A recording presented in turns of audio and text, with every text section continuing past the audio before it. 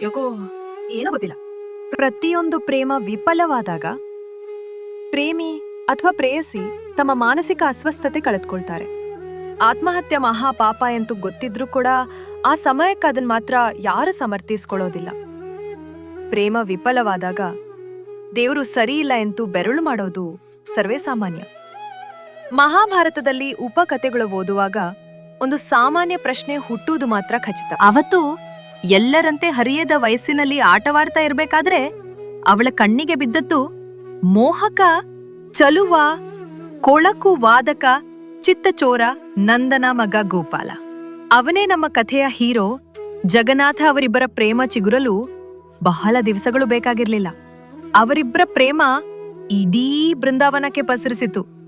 ಅವರಿಬ್ಬರು ಅಗಾಧ ಬಾಂಧವ್ಯ. ಆದ್ರೆ ಈ ವಿಷಯದಲ್ಲಿ ನಂದನ ಹೆಂಡತಿ ಯಶೋದೆಗೆ ಸುತಾರಾಮ ಇಷ್ಟ ಇರಲಿಲ್ಲ. ಒಂದು ದಿನ ಯೋಜನೆಯಲ್ಲಿ ಕುಂತಿದ್ದಾಗ ಮಗ ಬಂದು ತನ್ನ ಪ್ರೇಮಗಾದೆಯ ಬಗ್ಗೆ ತಾಯಿಗೆ ಮುಂದೆ ಪ್ರಸ್ತಾಪಿಸಿದ. ಅದೇ ಕೃಷ್ಣಾರಾಧೆಯ ಪ್ರೇಮ ಪ್ರಸಂಗ. ಯಶೋದೆಗೋ ಸಂಕಷ್ಟದ ಪರಿಸ್ಥಿತಿ ಹೇಗೆ ತಿಳಿ ಹೇಳ್ಬೇಕು ಮಗನಿಗೆ. ನೋಡು ಮಗು, ನಿನಗಿಂತ ಅವಳು 5 ವರ್ಷ ದೊಡ್ಡವಳು ಮತ್ತು ಈಗಾಗ್ಲೇ ಅವಳಿಗೆ ಬೇರೊಬ್ಬರ ಜೊತೆ ಮದುವೆ ಕೂಡ ನಿಶ್ಚಯವಾಗಿದೆ. ಅವಳು ನಿನ್ನೊಂದಿಗೆ ಮದುವೆ ಆಗುವುದು ಅಂದರೇನು? ಇಲ್ಲ ಮಗು, ಇದು ಸಾಧ್ಯವಾಗದ ಮಾತು ಎಂದು ಖಡಾಖಂಡಿತವಾಗಿ ನಿರಾಕರಿಸಿದಳು ಯಶೋದೆ. ಕೃಷ್ಣ ಕೇಳುತ್ತಾನೆ, ಯಾಕೆ ಸಾಧ್ಯ ಇಲ್ಲ ಕೇಳಿದ ಕೃಷ್ಣ. ಮರು ಉತ್ತರ ಕೊಟ್ಟ ಯಶೋದೆ, ನೋಡು ಮಗು, ರಾಧೆ ನಮ್ಮ ಅಂತಸ್ತಿನ ತಕ್ಕ ಹೆಣ್ಣು ಅಲ್ಲ. ಅಮ್ಮ ರಾಧೆಯನ್ನು ಮದುವೆಯಾಗುವುದು ನಾವೂ ಅಲ್ಲ. ನನ್ನನ್ನು ಮದುವೆ ಆದ್ರೆ ಅವಳ ಅನಸ್ತು ಕೂಡ ಹೆಚ್ಚುತ್ತೆ ಅಲ್ವೇ ಅಮ್ಮ? ಮತ್ತೆ ಅದೇ ಬಿರುಕು ಪ್ರಶ್ನೆ ಇಟ್ಟನು ಕೃಷ್ಣ. ಯಶೋದೆ ಏನೇ ಹೇಳಿದ್ರೂ ಒಪ್ಪದ ಕೃಷ್ಣ ಹಠ ಹಿಡಿದು ಕುಂತು ಬಿಟ್ಟ. ವಿಷಯ ನಂದನಿಗೆ ಗೊತ್ತಾಯಿತು. ಅವನು ಹೇಳಿದ್ರೂ ಕೇಳಲಿಲ್ಲ ಕೃಷ್ಣ. ಯಶೋದೆ ಮತ್ತು ನಂದ ಅವರ ಕುಲಗುರುಗಳಾದ ಗರ್ಗಾಚಾರ್ಯರ ಹತ್ರ ಹೋಗಿ ಒಪ್ಪಿಸಲು ಪ್ರಯತ್ನಿಸುತ್ತಾರೆ.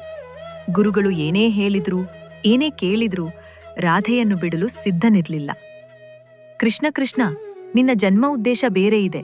ನೀನು ಧರ್ಮ ಸಂಸ್ಥಾಪನೆಗಾಗಿ ಗಜನಿಸಿದವ ಎಂದು ಹೇಳುತ್ತಾರೆ ಗರ್ಗರು. ಹಾಗಾದ್ರೆ ಆರಂಭದಲ್ಲಿ ನನ್ನಿಂದ ಅನ್ಯಾಯ ಮಾಡಿಸ್ತಾ ಇದ್ದಿರಲ್ಲ ಎಂದನು ಕೃಷ್ಣ. ನೋಡ ಕೃಷ್ಣ, ನೀನು ರಾಜನ ಮಗ, ರಾಧೆ ಸಾಮಾನ್ಯನ ಮಗಳು. ನಿಮ್ಮ ಇಬ್ಬರ ನಡುವೆ ಆಕಾಶ ಭೂಮಿಯಷ್ಟು ಅಂತರವಿದೆ ಎಂದರು ಗರ್ಗರು. ಅಲ್ಲ ಗುರುಗಳೇ, ಆಕಾಶ ಮಳೆಗರಿದಾಗ ತಾನೇ ಭೂಮಿ ಚಿಗುರು ಒಡೆದು ಬೆಳೆದು ನಿಂತಿದ್ದು ವಯೋ? ಸಹಜ ಪ್ರಶ್ನೆ ಕೇಳಿದ ಕೃಷ್ಣ. ನೋರು ಕೃಷ್ಣ, ನೀನು ಯಶೋದೆ ನಂದಗೋಪಾಲ್ನ ಮಗನಲ್ಲ. ನೀನು ಕಂಸನ ತಂಗಿ ದೇವಕಿಯ ಮಗ. ನೀನು ಬರೀ ಬೃಂದಾವನಕ್ಕೆ ಗೋಕುಲ ಈ ಗೋವರ್ಧನಕ್ಕೆ ಮಾತ್ರ ಸಿಂತನಲ್ಲ. ನಿನ್ನ ತಾಯಿ ದೇವಕಿ ಮತ್ತು ತಂದೆ ವಸುದೇವ ಇಬ್ರು ಕಂಸನ ಬಂಧನದಲ್ಲಿದ್ದಾರೆ. ಕಂಸನ ಉಪ್ಪಟಲ ಗಡಿ ದಾಟಿ ಹೋಗಿದೆ. ನೀನು ಅವರನ್ನ ಬಂಧ ಮುಕ್ತರನ್ನಾಗಿ ಮಾಡಬೇಕು. ನಿನ್ನ ಕೆಲ್ಸ ಬೇರೆಯೇ ಇದೆ. ನಿನಗಾಗಿ ಕಾದು ಕುಳಿತವರು ಅದು ಎಷ್ಟು ಜನ ಇದ್ದಾರೆ. ಅವರೆಲ್ಲ ನಿರೀಕ್ಷೆನಾಗ್ಬೇಕು ಕೃಷ್ಣ. ನೀನು ಕಾರಣೀಕರ್ತ, ಜನ್ಮದಾರಿ. ನಿನ್ನ ಕೆಲ್ಸಕ್ಕಾಗಿ ಆದರೂ ನೀನು ರಾಧೆನ ಬೀಲೇಬೇಕು ಎಂದು ಮಾತು ಮುಗಿಸಿದ್ರು ಗರ್ಗರು. ಕೃಷ್ಣನಿಗೆ ಎದೆಯಲ್ಲಿ ಸಂಕಟ ಕಳವಳ. ಗೋಕುರುಗಳ ಹತ್ರ ಹೋಗಿ ಎಲ್ಲವನ್ನ ತಬ್ಬಿಕೊಂಡು ಮೌನ ಮನಸ್ಸಿನಲ್ಲಿ ಕೊಳಲು ಊದುತ್ತಾ ಕುಂತ ಕೃಷ್ಣ. ಪಾಪ, ಗೋವುಗಳ ಕಣ್ಣಲ್ಲಿ ನೀರು. ಪ್ರಾಣಿಗಳಿಗೆ ಮಾತು ಬರಲ್ಲ, ಆದರೆ ಮನಸ್ಸು ಮನುಷ್ಯನಿಗಿಂತ ಚೆನ್ನಾಗಿ ತಿಳಿದುಕೊಳ್ತದೆ. ಸುಮ್ಮನೆ ಹೇಳಿಲ್ಲ ಹಿರಿಯರು, ಕಣ್ಣು ಅರಿಯದಿರ್ದೇಡಂ ಕರಳ ಅರಿದೆ, ಕಣ್ಣಿಗೆ ಅರಿಯದೆ ಹೋದ್ರೆ ಕರುಳಿಗೆ ಗೊತ್ತಾಗದೆ. ಗೋವುಗಳ ಜೊತೆ ಸ್ವಲ್ಪ ಸಮಯ ಕಳೆದ ಕೃಷ್ಣ ಮರುದಿನ ಎಲ್ಲರಿಗೂ ಒಂದು ಕೂಟವನ್ನ ಆರಂಭಿಸ್ತಾರೆ. ಅದೇ ವಿದಾಯ ಕೂಟ, ಬೀಳ್ಕೊಡುಗೆ ಸಮಾರಂಭ. ಎಲ್ಲರೂ ಹಾಡಿ ಕುಣಿದು ಸಮಾರಂಭ ಮುಗಿದ ನಂತರ ರಾಧೆಯನ್ನ ಕರೆದು ಕೃಷ್ಣ ಅವಳ ಎದೆಗೆ ಒರಗುತ್ತಾನೆ. ದುಗ್ರತಲಾಗಿ ಮಾತು ಆರಂಭಿಸಿದ ರಾಧೆ, ಕೃಷ್ಣ, ಏನೂ ಇದು? ನಿನ್ನ ಬಿಟ್ಟಿರೋದು ಹೇಗ್ ಸಾಧ್ಯ? ತೊದಲು ಧ್ವನಿಗಳಿಂದ ಕೇಳಿದಳು ರಾಧೆ. ಕೃಷ್ಣ ನಡೆದ ಎಲ್ಲ ಘಟನೆಗಳು ಹೇಳಿದ ಗೋಪಾಲ, ರಾಧೆ ನನಗ್ ಬಿಟ್ಟು ಹೋಗ್ಲು ಇಷ್ಟ ಇಲ್ಲ, ಆದರೆ ಅನಿವಾರ್ಯ ರಾಧೆ, ನಾನು ಹೋಗ್ಲೇಬೇಕು. ರಾಧೆಯದು ಜಡಮನಸ್ಸು. ರಾಧೆಯ ಕಣ್ಣೀರು ನೋಡಿ ಮಾತು ಮುಂದುವರೆಸಿದ ನಂದಕುಮಾರ. ಕೃಷ್ಣ, ನೋಡು ರಾಧೆ, ನನ್ನ ಮನಸ್ಸು ನಿನ್ನ ಮನಸ್ಸು ಒಂದೇ ಎಂದು ಹೇಳಿದವಳು ನೀನೇ. ನಾವಿಬ್ಬರು ಒಂದೇ ಆದಾಗ ನಮ್ಮ ಇಬ್ಬರ ನಡುವೆ ಈ ಮದುವೆ ಸಂಸಾರ ಎಂಬ ಬಾಹ್ಯ ಬಂಧನವೇಕೆ? ಕೃಷ್ಣನ ಯಾವುದೇ ಮಾತು ತಿರಸ್ಕರಿಸದ ರಾಧೆ ಮನೋವಾಗಿ ಎದ್ದು, ಸರಿ ಕೃಷ್ಣ, ನೀನು ನಿನ್ನ ಕಾಯಕವನ್ನು ಮುಂದುವರೆಸು ಎಂದು ಹೇಳಿ ಬಿಗಿಯಾಗಿ ತಬ್ಬಿಕೊಂಡಳು. ಇಬ್ಬರಲ್ಲೂ ಭಾರವಾದ ಮನಸ್ಸು. ಕೃಷ್ಣ, ಒಮ್ಮೆ ನನಗಾಗಿ ಕೊಳಲು ನುಡಿಸು ಎಂದು ಕೇಳಿದಳು. ಕೃಷ್ಣ ಅವಳನ್ನು ತೊಡೆ ಮೇಲೆ ಮಲಗಿಸಿ ಕೊಳಲು ನುಡಿಸಲು ಶುರು ಮಾಡಿದ.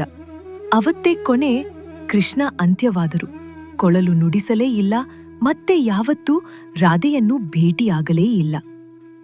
ಈಗ ಹೇಳಿ ಜಗತ್ತನ್ನು ಆಳಿದ ಆ ಜನಾರ್ದನ, ಕೇಶವ, ದೇವಕಿಸುತ, ಪಾರ್ಥಸಾರಥಿ, ವಿಷ್ಣುವಿನ ಅವತಾರಿ ಶ್ರೀ ಕೃಷ್ಣ ಪರಮಾತ್ಮ ನಿಗೆ ಪ್ರೇಮ ವೈಫಲ್ಯ ತಪ್ಪಿಲ್ಲ. ಸತಿಯನ್ನು ಕಳೆದುಕೊಂಡ ಪರಶಿವನ ಕಥೆಯೇ ಬೇರೆ. ನಾವು ನರಮನುಷ್ಯರು, ನಾವು ನೀವು ಈ ವಿಧಿಯ ಮದೆ ಯಾವ ಲೆಕ್ಕ?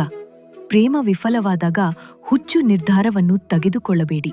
ನಾವು ಪ್ರತಿಯೊಬ್ಬೂ ಒಂದಲ್ಲ ಒಂದು ಕಾರಣಕ್ಕಾಗಿ ಜನಿಸಿದ್ದೇವೆ. ಜಗತ್ತಿನಲ್ಲಿ ಏನೇ ಘಟನೆ ಆದರೂ ನಾವು ಬರೀ ನಿಮಿತ್ಯ ಮಾತ್ರ.